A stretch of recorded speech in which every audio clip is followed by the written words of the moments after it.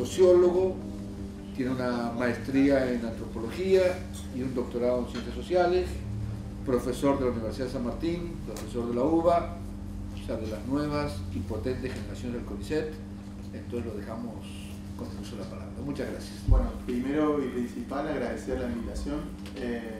Para mí es un honor estar acá, ser invitado a las charlas. Además de ser investigador del CONICET, me interesa la cuestión pública, con lo cual me interesa poder discutir y ampliar los conocimientos que uno tiene como investigador y al mismo tiempo retroalimentarlos con quienes ejercen una función pública, quienes pueden tener una visión más acabada de muchos de los procesos que uno tal vez a veces solo queda en la lectura o en la mirada desde afuera. Como dijo quien me presentó mi formación como sociólogo y como antropólogo, posteriormente me hizo complementar las dos miradas que serán el foco de la presentación. Yo no soy abogado, mi idea no es presentar las características de la ley en particular, voy a hacer mención a cuáles son las transformaciones de la ley, del marco regulatorio, pero lo que me interesa es complementarlo, o mejor dicho, interpelar desde la sociología las transformaciones en términos de políticas públicas y de ampliación de derechos de los últimos años. En el caso particular de la ley de servicio doméstico, que en realidad tiene otro nombre, pero aquí lo sintetizo así, me parece muy interesante lo que ocurre porque, bueno, mi formación como sociólogo, yo hice una tesis doctoral sobre la relación entre empleadas domésticas y empleadores en Buenos Aires, y allí donde trabajé básicamente cómo se entrecruzan estos elementos, muchas veces pensados como opuestos o como en tensión o como problematizados desde la sociedad, que pueden tener que ver con los afectos, el contrato, lo legal, el amor, el dinero, la economía. Todos esos elementos que muchas veces aparecen contrapuestos, modernidad mediante, o mejor dicho, en tensión o en conflicto, a mí me parecen importantes para poder pensar desde la nueva ley de servicio doméstico como una forma de problematizar una ley que se propone de alguna manera, en este sentido, modernizar, como lo propone la propia ley, modernizar las relaciones laborales dentro del servicio doméstico, y veremos qué cuestiones aparecen como en tensión en ese sentido. Para la presentación en particular voy a hablar de 4 grandes ejes que me parece importantes para quienes no conocen la dimensión del trabajo doméstico y demás. Me voy a centrar básicamente en una descripción sucinta y somera, pero para que tengan un poco el plano, el contexto de lo que estamos hablando, de una descripción sociodemográfica de las trabajadoras domésticas. Esto va a llevar una complejización porque uno está hablando de las trabajadoras domésticas y uno tiene que situarlas, y uno hizo trabajo de campo más en la ciudad de Buenos Aires, pero la información que uno tiene es bastante dispersa y puede encontrar diferencias si uno ve por regiones, como es el caso del Ministerio de Trabajo, que es el que hizo los últimos trabajos más interesantes sobre el tema, región noreste, pampeana, etc. Ahora vamos a ver cuáles son las especificidades, pero vamos a hacer un contexto sobre eso. El segundo elemento que a mí me parece fundamental y que tiene que ver con cómo se incrusta o cómo se inserta esta forma de regulación de un espacio como el hogar, que va a tener una particularidad y una problematización al respecto, y es un poco el foco de mi charla. Otro elemento tendrá que ver con particularizar y dar cuenta de cómo fue la transformación en los últimos años. Yo me voy a centrar en los últimos 2 grandes marcos regulatorios, el del Estatuto de Servicio Doméstico del año 56 y de la última transformación de la ley del 2013. Y finalmente, que es lo que me parece donde se podría uno centrar y abrir hacia el debate, son los avances, las negociaciones y las perspectivas que habla esta nueva ley, y cuáles son estas nuevas transformaciones y cómo uno puede leerlas desde hoy. El primer elemento, bueno, ahí lo tendrán, el 95% de las trabajadoras, o sea, el régimen de trabajadores para casas particulares, en el título no dice trabajadoras, sino dice trabajadores. Pero son el 95% mujeres quienes trabajan, se desempeñan en casas particulares. El 17% del total de las mujeres ocupadas, o sea que vemos la relevancia que tienen en términos de la población ocupada, y el 22% del total de las aseguradoras en todo el país. después vamos a ver específicamente las diferencias por región, porque es muy importante eso. Tiene los peores salarios, el 54% en el primer quintil, el 50%, alrededor del 50%, yo acá hice algunos redondeos para no ser tan, para poder ser más claro, está concentrado en el área metropolitana del Gran Buenos Aires. El bajo nivel de instrucción comparado con otras trabajadoras, ya vamos a verlo, se hizo un trabajo sobre eso en el Ministerio de Trabajo, la comparación con el resto de las asalariadas. Y hay un elemento central que tiene que ver con el cambio de modalidad post-crisis del 98, que varios estudios lo muestran, la transformación de un modelo sin retiro, cuando hablo sin retiro porque duermen en el hogar, a un modelo con retiro y por horas, mucho más mayoritario después de la crisis del 98, y que trajo algunos problemas para, desde mi punto de vista, para la formulación de las políticas en términos de cómo se recopila la información para hacer políticas hacia el servicio doméstico, en general la EPH. Y ese es un problema porque captura solamente las trabajadoras que están en el hogar más tiempo, que no son las mayoritarias. Eso es otra discusión aparte. El 80% de las ocupadas del servicio doméstico trabaja para un solo empleador, eso es lo que dicen los datos, no lo que dicen, eso es lo que dicen los datos en función de tomarlo del EPH, no lo que uno recaba, y todos los investigadores que conocemos trabajan sobre el tema, recaban cotidianamente, sobre todo en los centros urbanos, que en general trabajan para más de un empleador. Vamos a ver cómo eso repercute en la forma en la que se legisla y se aplica la ley. Esto es lo que dije, las características sociodemográficas, específicamente la distribución regional de los trabajadores. El 37, bueno, ahí lo leerán, no voy a leer lo que están viendo, pero lo que me interesa centrarme es que dónde están distribuidas en relación, o sea, una cosa es la distribución por región y otra cosa es la participación de ese servicio doméstico sobre el total de las asalariadas. Fíjense que en el NOA y el NEA, aunque tienen una proporción menor en relación con la distribución del servicio doméstico por región, tienen una proporción mayor en relación con el total de las asalariadas. Es decir, la importancia del servicio doméstico en esas dos regiones es mucho más relevante, o es bastante más relevante, no mucho más, pero más relevante que en el caso de Gran Buenos Aires, por ejemplo. Esto es importante porque después uno, cuando hace la formulación y tiene que hacer cómo se aplica una ley, vamos a frase cómo se aplica una ley, bueno, las regiones tienen sus especificidades y las regiones tienen sus historias y sus momentos y sus contextos que van variando. Entonces es muy difícil muchas veces capturar, pero bueno, esto es un dato del 2009 que me parece relevante para pensar eso. Esto aquí voy a hacer un poquito más rápido para no aburrirlos, pero me parece central, que es la relación entre, o sea, en general, los procesos migratorios, y esto por una deficiencia por haber estudiado ese tema, se piensa la migración solo como una migración cuando se cruza una frontera. Y en el caso argentino, la migración interna es hiperrelevante, no relevante. Muchas veces este tipo de investigaciones solo muestran las migrantes limítrofes y Perú y no se estudia las migrantes internas. Y en relación con el resto de las asalariadas, fíjense la importancia de la migración en los dos casos, ¿no? Tanto los migrantes limítrofes como migrantes internos. Cuando se compara con el resto de las asalariadas, las no migrantes es menos relevante en el caso de las trabajadoras domésticas y más en el resto de las asalariadas. Entonces la cuestión migratoria es una cuestión central. Y veremos si da el tiempo para hablar un poco de cómo se transformó eso con la nueva ley de migraciones. Otra de las características tiene que ver con la edad. Fíjense, y esto es un problema, a mí me parece como mínimamente algo de estadística, un problema de la captación, porque si bien las que aparecen más representadas en el servicio doméstico son, si ustedes toman de 40 años para arriba, siempre tienen más representatividad que el resto de las asalariadas, con lo cual 25 es más que 21, 11 es más que 8, 14 es más que 12. Pero volvemos a la cuestión de cómo se capturan los datos, que es vía la EPH. Entonces, ese tipo de... O sea, lo que nosotros encontramos en general en el trabajo del campo es que hay mayoritaria, o hay una proporción muy grande de trabajadoras de edad entre 25 y 39 años, que sería mayor a la del resto de las asalariadas. Pero como se captura vía la EPH, también se captura las empleadas de mayor tiempo de trabajo que en general están en casas hace más tiempo. Entonces ahí, una vez más, el elemento de recuperación o de recopilación de la información es un elemento que me parece que termina como dificultando poder encontrar cuál es realmente la...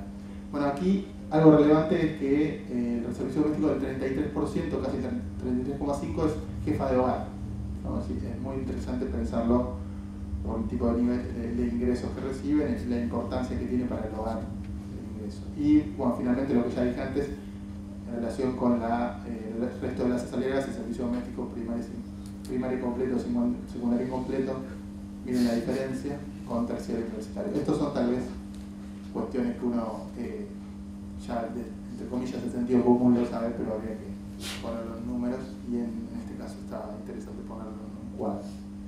Finalmente, aquí es el cuadro con el que yo, aunque lo pongo, no estoy de acuerdo, que es de un empleador con retiro, que es los datos del Ministerio de Trabajo, que en términos de lo que se podría estudiar, la mayoría de lo que por lo menos quienes investigamos el tema estaría en el grupito del 11%, ¿no? 3 o más empleados con retiro.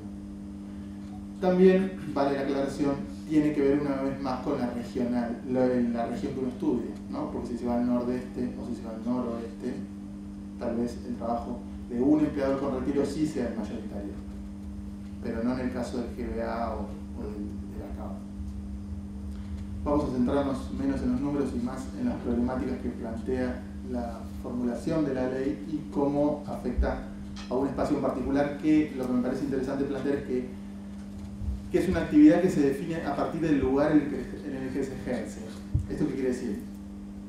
Las concepciones de hogar, así como la concepción de niñez, así como la concepción de individuo y modernidad, no son concepciones que se construyeron de un día para el otro, sino que más bien plantean una especificidad y una historia.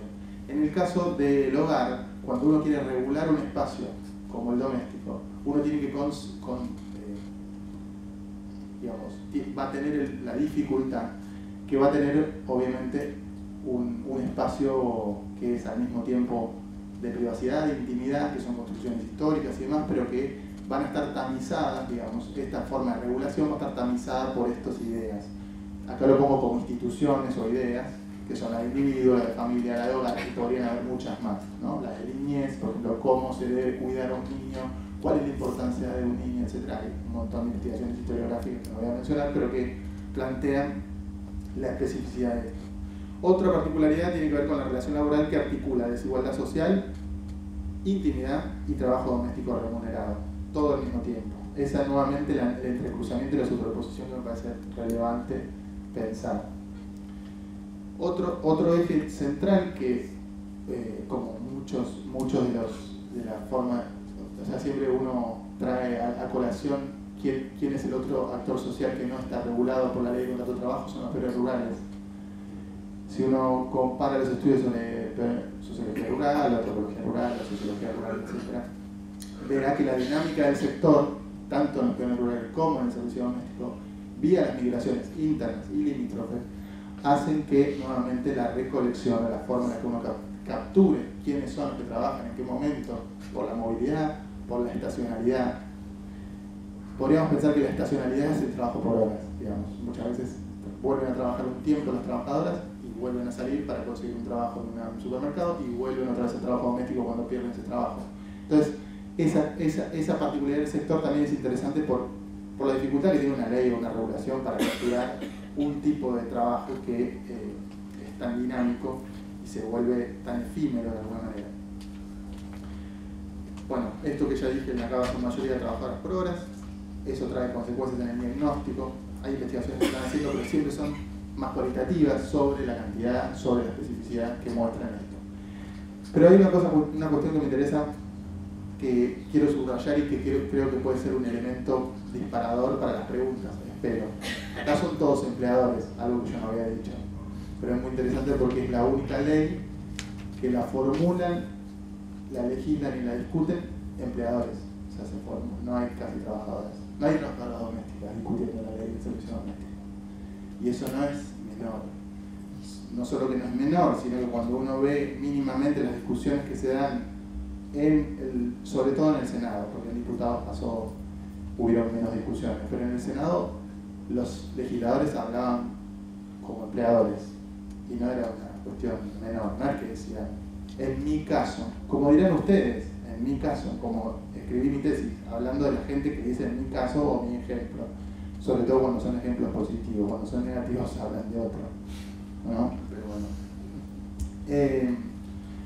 Esta cuestión que hago referencia a cómo se sanciona una ley y quiénes son los que la regulan, me conecta con dos elementos que me parecen claves para pensar la complejidad de legislar una esfera como esta. Una es que los empleadores no se reconocen como patrones. Bueno, como tales puse. ¿Sí? Quería decir patrones para hacer un poco más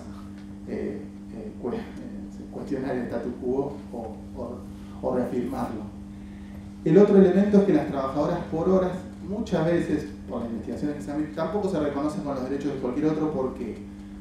Porque hay una concepción de que el trabajo tiene una cantidad de horas y hay una idea de que, tanto para empleadores y sobre todo para empleadoras como para trabajadoras, el trabajo doméstico, sobre todo en las más jóvenes, es un trabajo denigrado que es por un tiempo y después se va a pasar a un trabajo de verdad, ¿no?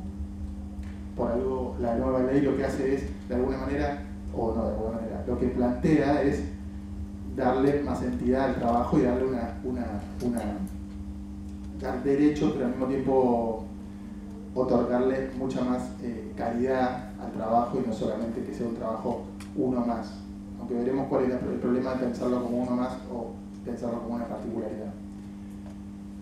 Aquí el eje me parece central es pensar la ambigüedad del espacio para regular como un espacio laboral no contractual, como un lugar al mismo tiempo de privacidad, intimidad, familiar, moderno, entre comillas. Pero al mismo tiempo es un universo moral, con sus propias concepciones, con sus propios valores, con su normativa que regula el espacio doméstico, el hogar, las relaciones familiares, cómo uno quiere que lo críen el hijo, cómo uno quiere que le limpien, porque no hay una sola forma de limpiar. Hay varias y ahí se ponen en juego nuevamente cuestiones morales, ¿no? La forma de limpiar. Hay un montón de antropología y sociología al respecto de las concepciones de la limpieza, etc. Y otro elemento que no me parece menor y que es conectado con lo que dije recién es que el trabajo doméstico es un trabajo denigrado, ¿no? No está, por eso la ley lo que busca es profesionalizar, o se plantea profesionalizar en el sentido de darle más calidad, darle un sueldo, darle mayores derechos y que eso sea un trabajo digno y con una reglamentación acorde. Esta doble condición del espacio es un poco lo que a mí me parece clave para comprender. Bueno, y ahora más centrado en los rasgos particulares del empleo doméstico, una vez más, y esto sí es planteado tanto en el estatuto como en la nueva ley, el hogar no es pensado como una empresa, o sea, no tiene fines lucrativos. Los empleadores no son patrones. Y aquí las concepciones clásicas de me ayuda o la ayudo, ¿no? Como una idea de que la ayuda no es un trabajo, la naturalización de una relación laboral bajo otras formas y lo que todos ustedes sabrán por sus propias experiencias. Lo interesante acá es que todos deben estar pensando en sus historias, sus experiencias. A mí me pasó, a mí no me pasó, yo sé una cosa a la otra.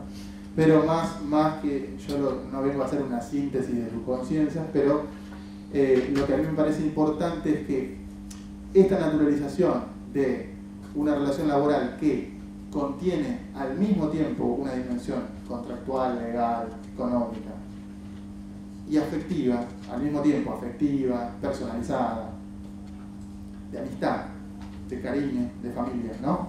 Al mismo tiempo son las dos cosas.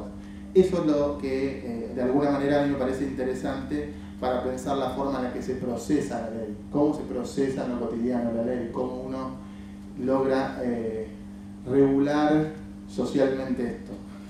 Otro elemento es, bueno, esto que ya lo mencioné, que es un trabajo altamente feminizado, el 95%, aunque es un régimen para personal de casas particulares, el 95% de quienes se desempeñan en ese sector son mujeres. Y esta moralidad que justifica el trabajo femenino aparece en los dos casos. Aparece en el caso, sobre todo, obviamente, de las mujeres empleadoras, que son quienes, entre comillas, se sienten responsables por el mantenimiento de la domesticidad del hogar. Y como muchas veces no lo pueden hacer porque tienen que salir a trabajar, a quienes dejan con ese trabajo es a otras mujeres que también tienen sus propias concepciones, pero deben lidiar con las concepciones. Entonces, en esta tensión, que es un poco lo que me preguntaste, de la limpieza y del cuidado se asocia un poco con esta moralidad que finalmente termina siendo muy estudiada sobre estudios feministas, que no voy a hacer mención, pero sobre una moralidad que compartía, digamos, el trabajo doméstico es denigrado, no lo quiero hacer yo, lo quiere hacer otra mujer, y esa mujer también, como se le paga mal, etc. Finalmente ese trabajo femenino es una disputa, entre comillas, o un problema de y entre mujeres, ¿no? Esto genera desigualdades valorativas y remunerativas, como lo mencioné ahí, es un problema de mujeres, finalmente termina siendo me mencionó Arturo que había habido una conferencia sobre economía de cuidado, etc. Ahí se mencionan las cuestiones de las desigualdades valorativas y las desigualdades remunerativas, ¿no? Cuánto se mide, cómo se valora, no solo valor económico, sino valor social. Muchas veces el valor parece solamente el dinero, pero es cierto que eso se cruza en los estudios sobre quienes se encargan de estas tareas y quienes no, en general son mujeres, ¿no? No dije ninguna genialidad, nada más que lo quise especificar. Y este último elemento que me parece clave, como rasgo particular del empleo doméstico, que se superponen, aquí lo puse, beneficios personales, ayudas económicas y distintos tipos de arreglos. Esta superposición, lo que hace, esta superposición de lógicas, lo que hace es que la evaluación o la forma en la que después nuevamente se procesa la regulación o la ley, cómo la ley aparece dentro de la relación social, es muchas veces visto desde afuera como una cuestión irracional o sin una lógica. Es decir, muchas veces la mirada es que quienes no aceptan la ley o quienes no se avienen en el sentido de que aceptan o quieren estar hacer usufructo, si quieren, de los derechos de la nueva ley, es porque, si no lo quieren hacer, es porque o no son modernas o no quieren un mejoramiento de sus vidas. Pero cuando uno analiza en profundidad la historia de vida de las personas, cómo la relación se construye a lo largo del tiempo con los empleadores, los beneficios muchas veces no vienen asociados a lo que dice la ley. Y esto, yo siempre digo, uno no lo tiene que pensar solamente sobre el servicio doméstico. Estamos en una sociedad, y esto me da sociedad decirlo, pero me parece que, sobre todo en Argentina, es una sociedad muy afectivizada, quisiéramos decir, ¿no? O sea, uno consigue trabajo por múltiples maneras. Uno se inserta en redes sociales en las cuales no solamente está la dimensión de la profesionalidad o la meritocracia en el medio, sino que más bien, muchas veces son contactos, ¿no? Por algo, digamos, la cuestión de los concursos, ¿no? Hace poco hay más concursos. Hay otros países donde la meritocracia sí es una especie de supervalor, la lógica más protestante sobre esas cosas. Pero, esto siempre para sacarle un poco el plano del servicio doméstico como algo para un plano, sino que también es una cosa más de la sociedad y no solamente sobre el servicio doméstico. ¿Cómo se cruzan estas dos lógicas? Eso es lo que quería mencionar, cómo se cruzan las lógicas. Lo más relevante me parece para mencionar son que son consideradas asalariadas quienes trabajan para un mismo empleador al menos 16 horas semanales distribuidas en por lo menos 4 días. Yo nada más les voy a mencionar que para mi tesis doctoral trabajé con los juicios en el Tribunal de Servicio Doméstico de la Ciudad de Buenos Aires. Y la mayor dificultad que había era para demostrar que habían trabajado 4 días, 4 horas. Porque eran los testigos que presentaban las empleadas, obviamente eran personas que las habían visto, o sea, era muy difícil demostrar esa cantidad de horas de trabajo. Entonces, si se trabajaba solamente esa cantidad de horas era que entraban dentro del régimen del estatuto. Otro eje que no lo voy a desarrollar es que establecía derechos muy restringidos para las asalariadas en relación con licencias, con aguinaldos, con un montón de cuestiones que hacían que sea un estatuto totalmente retrógrado, básicamente. Y el capítulo 1 me interesa porque se repite en el de la nueva ley, que es: su aplicación rige las relaciones de trabajo que los empleados de ambos sexos presten dentro de la vida doméstica y no importen para el empleador lucro o beneficio económico. Esa misma frase aparece en la nueva ley. O sea, nuevamente, como no entró dentro de la ley de contrato de trabajo, es un régimen especial, al no hacer, igual eso lo voy a mencionar más adelante, así no me repito 2 veces, pero estos son los elementos: la restricción de los derechos, la dificultad que tenían las empleadas, si uno lo puede registrar en los juicios, para lograr demostrar que habían trabajado esa cantidad de horas y cantidad de días. Además, imagínense, con un montón de... Tenían que ir al Estado, pero al mismo tiempo tenían que buscar los testigos, y al mismo tiempo tenían que demostrar los testigos que lo habían visto, o sea, una cosa totalmente difícil. Y así eran los juicios, ¿no? En general en contra o iban en contra de la propiedad. Los cambios previos, lo que me interesa es situar un poco la ley. La ley no nace de la nada, hay cambios previos, hay una reforma tributaria del 2000 que establece la obligatoriedad de aportes y contribuciones para quienes trabajan 6 o más horas. Luego el programa... ¿Por día? Sí, por semana. Ah, por semana. Después hay un programa de blanqueo del 2006 que es bastante exitoso. Imagínense que hasta el año 2006, por los datos que yo tengo, el total de empleadas regularizadas era más o menos del 7-8% del total. Para el año 2009 hay casi el 17%. Del 2006 al 2009 sin la nueva ley. Después eso se modifica, yo no tengo los datos actuales, pero alrededor del 25-26%, que es muy poco. Y eso tiene que ver con la cuestión del trabajo por horas. Yo sí soy un militante o del trabajo con retiro que dificulta que empleadores y empleadas finalmente, y por otras cuestiones que tienen que ver con políticas de asignación y demás, que a veces se suman. Y es interesante que el 9 de marzo de 2010, el Día de la Mujer, es cuando la Presidenta envía el proyecto de ley al Congreso. Los fundamentos del proyecto de ley son interesantes por varias cuestiones. Por un lado, plantea la deuda social. Y es interesante porque dice que no solo que hay un atraso en la regulación, sino que son relaciones que deben modernizarse, que son relaciones, un sistema feudal, menciona un montón de cuestiones muy interesantes para, si uno quiere leer la ley, para ver.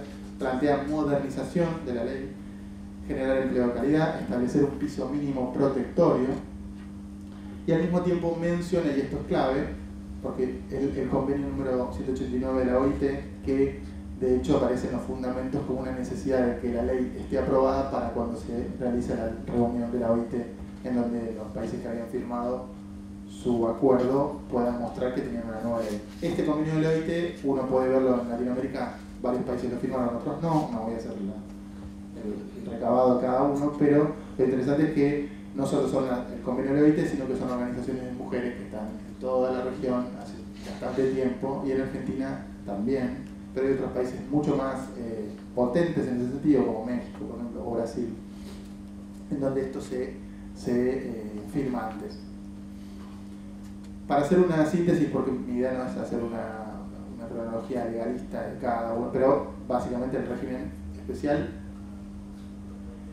el primer elemento que va a ser central es que es aplicable a todas las trabajadoras domésticas independientemente de la cantidad de horas que trabajen. Esto es clave, porque nuevamente, como les dije antes, lo más difícil era demostrar que se trabajaba. Que finalmente la relación y la negociación es finalmente quién dice que trabaja conmigo o no trabaja conmigo, es una persona o dos, una familia. Entonces finalmente esto hace que, aunque lo diga una persona que trabajó una vez, una hora, ya estaba contemplada. Entonces es muy importante porque ya se reconoce el derecho desde el trabajo y no desde la cantidad de tiempo, porque exhibir, o sea, poder demostrar la cantidad de tiempo era muy difícil. Bueno, otros elementos: jornada de trabajo que no va a poder acceder a las 8 horas diarias, descanso semanal, obligación para el empleador de contratar un seguro. Vamos a ver esto después porque algunas cuestiones después estuvieron o están un poco difíciles en la implementación, ¿no? ¿Quién se va a hacer cargo de qué cosas? ¿Cómo, sobre quién recaen ciertos gastos? Porque eso después se fue reformulando. Descanso semanal de 35 horas, licencia no ordinaria, algo clave que no existía en la otra, que era la licencia por maternidad. Todas son mujeres. Y es más, hay una... Yo lo tengo acá, pero no lo voy a buscar porque voy a perder mucho tiempo, pero hay una idea de presunción. Si la mujer está entre 6 y 9 meses, si se es despedida, o después de 3 y 6 meses, no me acuerdo cómo es, y está embarazada y había avisado que ya estaba embarazada, es el empleador el que tiene que pagarle todos los gastos. Antes no existía esa referencia y era, si les digo, el principal elemento de la cual hablaban todas las trabajadoras cuando mencionaban en los juicios o en las propias dificultades que habían tenido cuando habían dejado el trabajo. se embarazaban y las echaban automáticamente, entonces no había ninguna contemplación en ese sentido. La prohibición del trabajo infantil es clave. Estos son todos elementos que obviamente es una ley progresista que plantea una transformación y una ruptura con una mirada sobre el trabajo doméstico muy poco. Bueno, ahora vamos a mencionar cuáles eran los ejes que eran más problemáticos y cómo se transformaron. Los lineamientos que generan mayores dudas, vamos a centrarnos solamente en las preguntas, en quién se ocupa de pagar las licencias, porque ahí se empezó a ver un problema de la aplicabilidad en relación con quién se ocupaba de pagar qué cosas y quiénes eran los por ejemplo, la asignación universal por hijo. Por un momento muchísimos empleadores y empleadas decían que si se regularizaban no podían cobrar la asignación.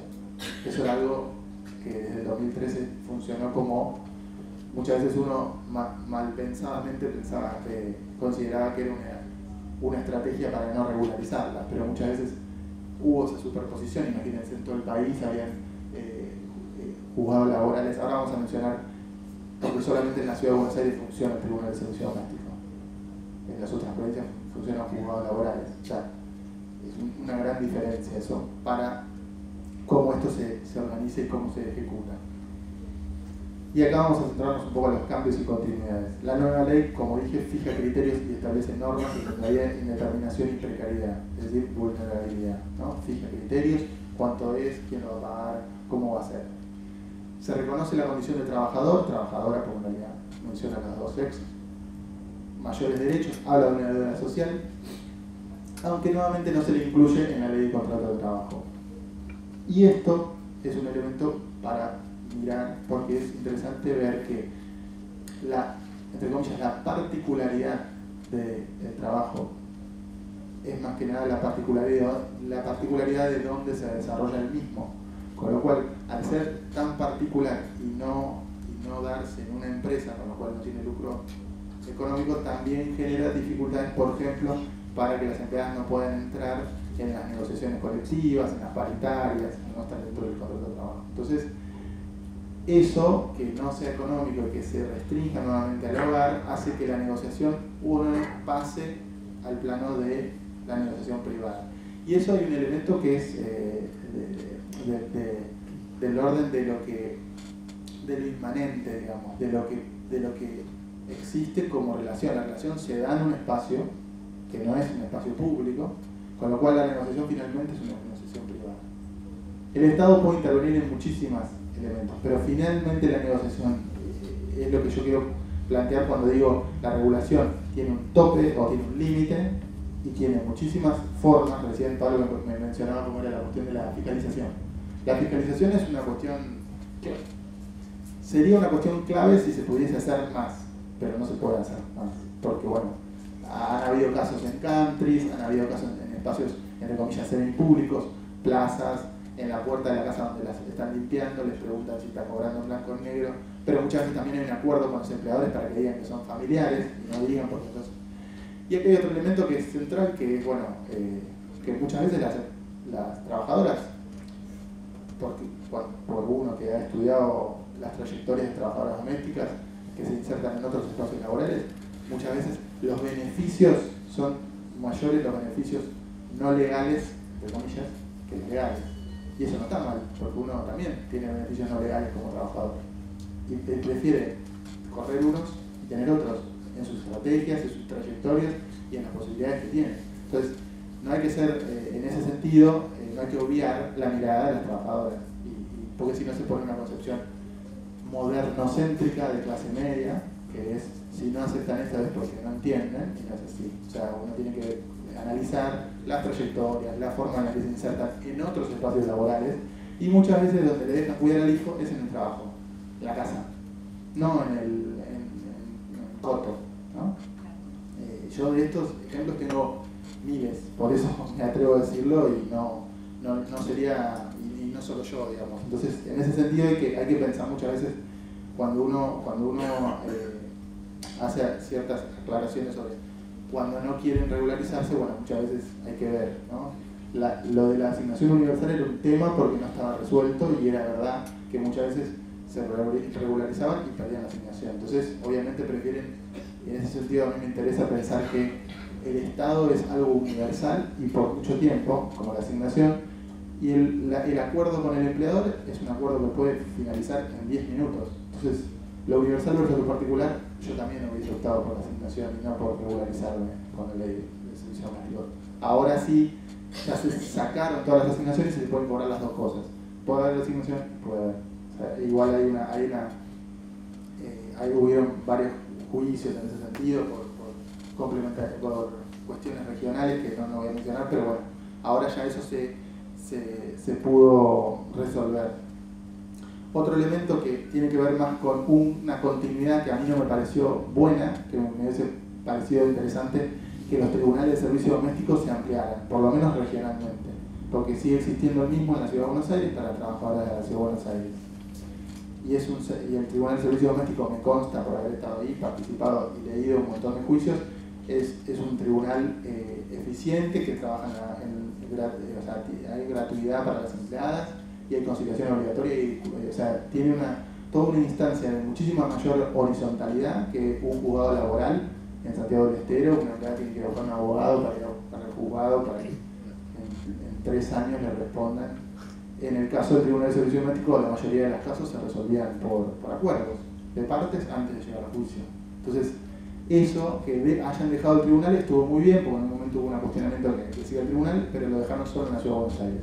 Eso también habla de nuestro Buenos Aires centrismo, claro.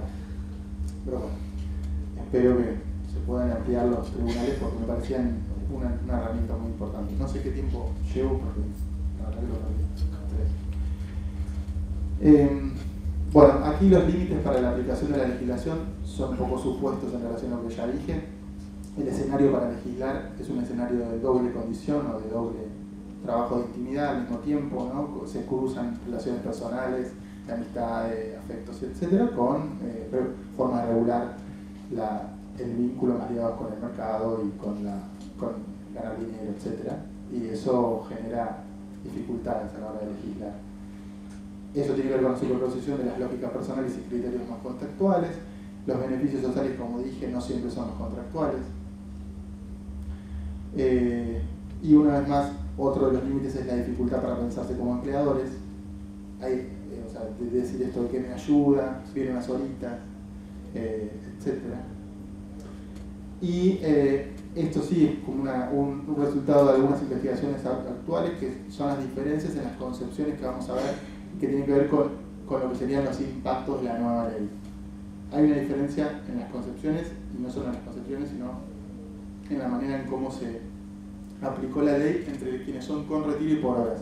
Las trabajadoras domésticas por horas en general, por el tipo de trabajo y demás, están buscando estos trabajos, con lo cual tampoco, no digo que no estén interesadas, pero están buscando un trabajo más seguro, entonces quieren una continuidad mayor y no están pensando que la ley les va a otorgar esa herramienta. Si las que están hace más tiempo en el trabajo sí quieren algo para jubilarse, por ejemplo. Entonces ahí sí se cambia. Son muy distintas las concepciones. Unas sí quieren, otras no, pero por el horizonte de expectativas que tienen del trabajo. Y eso está dado por la transformación en el universo de las trabajadoras domésticas en los últimos 20 años, que han ampliado muchísimo el nivel educativo, con lo cual tienen otras expectativas. Después que se cumplan o no, eso es materia de otra investigación, pero que tienen expectativas y que no quieren terminar trabajando como sus tías, como sus madres, como sus abuelas, eso sí es una cosa que se transformó muchísimo. Bueno, aquí la debilidad de la normativa, los obstáculos para el acceso a derechos, tienen que ver con que es imposible delimitar el tipo de tareas. Uno puede decir que va a hacer solo tareas de cuidado, pero después todos los relatos me dijo que solo le cuido al hijo y después le limpio toda la casa, y viceversa. Fijar criterios de valoración es imposible, finalmente la negociación es privada y bueno, cuánto se puede decir que se puede hacer y que no, se puede decir más o menos, la ley lo dice, pero después las negociaciones, cuando uno lee investigaciones o escucha, son bastante limitadas, la posibilidad de fijar. Ahora bien, sí se fijan otras cuestiones que ya mencionamos, yo acá estoy mencionando los obstáculos. Esto lleva a una dificultad para el ejercicio efectivo de derechos, y se cruzan con estas cuestiones de las lógicas contrapuestas, ¿no? Las leyes del intercambio del mercado y las reglas al mismo tiempo del parentesco o de la reciprocidad del parentesco dentro de la relación en el hogar. Es como mi hija, me siento como de la familia, soy como una hija más, etc. Eso después lleva beneficios, pero también oculta o imposibilita otro tipo de accesos. Bueno, y esto último que había mencionado, la dificultad para el acceso a la vivienda, la inspección del cumplimiento de la normativa. Eso es algo casi que habría que, digamos, es algo que no está resuelto, digamos. Aquí voy a mencionar avances en los últimos 12 años en relación con la cantidad de empleadas y al mismo tiempo que se regularizaron, y al mismo tiempo aquí, bueno, diciembre del 2003 a diciembre del 2009, 107%, de 97.000 a 264.000. Muchísimo, sigue siendo muy poco, como dije, para lo que había, ¿no? Había un 5, ahora hay un 15, ahora creo que ya hay un 25. Pero sigue siendo un 25 muy poco, ¿no? De 1 millón de trabajadores. Y aquí este es un elemento que me parece importante porque tiene que ver con lo que yo mencioné antes, que es quiénes son las que la tasa de empleo no registrado de las asalariadas del trimestre del 2003 al 2009. Vemos como quienes más se registran son las de sin retiro y las que menos son con retiro de más de 2 empleadores.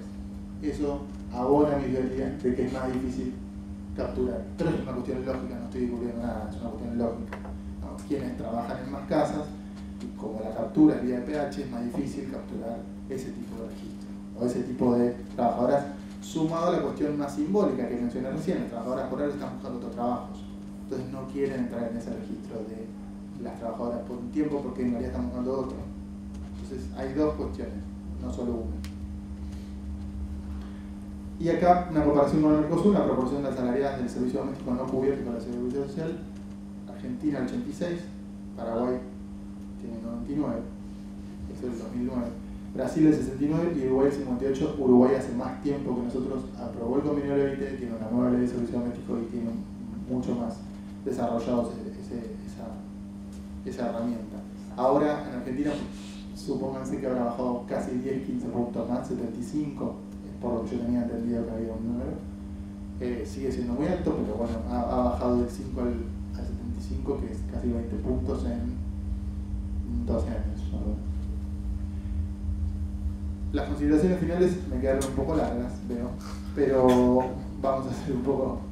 Nuevamente no voy a repetir lo del trabajo, o sea, la construcción histórica y la naturalización de la relación habla también de cómo esto normalmente se incrusta con una idea de regular un espacio, ¿no? De regular una relación construida en el tiempo, de regular una lógica, digamos, una lógica que está inserta en un espacio que tiene sus propios códigos, su propia normativa, su propia valoración, y cómo una trabajadora que 45 años trabajó para una familia y que todas sus hijas trabajan en distintas casas y muy bien, no está interesada en entrar en la ley porque tiene la asignación.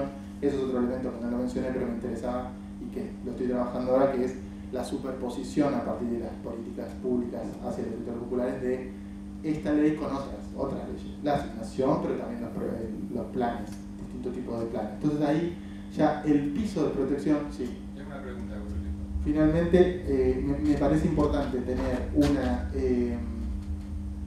una mirada que pueda pensar en la complejidad de legislar un espacio como este, y que al mismo tiempo, donde se entrecruzan todos estos elementos que mencioné, y al mismo tiempo hacernos la pregunta, o sea, no dejar, como propongo ahí, no dejar de reclamar que sea el Estado que provea servicios públicos de cuidado también, o sea, que no sea solamente la discusión sobre que las asociaciones privadas, sino que también al mismo tiempo el Estado no provee de esos servicios, con lo cual genera muchas veces dificultades también para las empleadas de dejar a sus hijos para ir a trabajar, etc.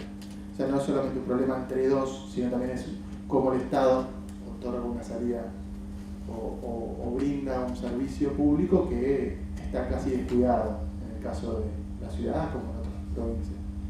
Y esto es un poco sintetizar, ver qué es lo que a mí me parece que puede llevar a pensar en la forma en la que uno hoy en día puede ver el procesamiento de una ley en el marco de una relación social tan compleja, construida en el tiempo, y que ese carácter inmanente que es una relación que finalmente se decide y se desarrolla en el espacio privado, sea la conexión entre la forma institucional que pueda adquirir una ley y la negociación privada, lo que lleve a pensar en una estrategia de resolución de muchas veces conflictos que se generan a partir de la ley. Yo soy muy optimista en el sentido de que la ley ha generado un montón de movimientos, muchísimos. Muchas veces los movimientos son más normativos que simbólicos, o sea, más normativos que culturales, pero tiene que ver con la cultura. Ya uno se empieza a ver que se piensa a la empleada o a la trabajadora como una trabajadora y no solamente con alguien que porque va unas horas no es una trabajadora. Eso es un poco lo que quería plantear y estoy abierto a las preguntas y espero haya muchas. Gracias.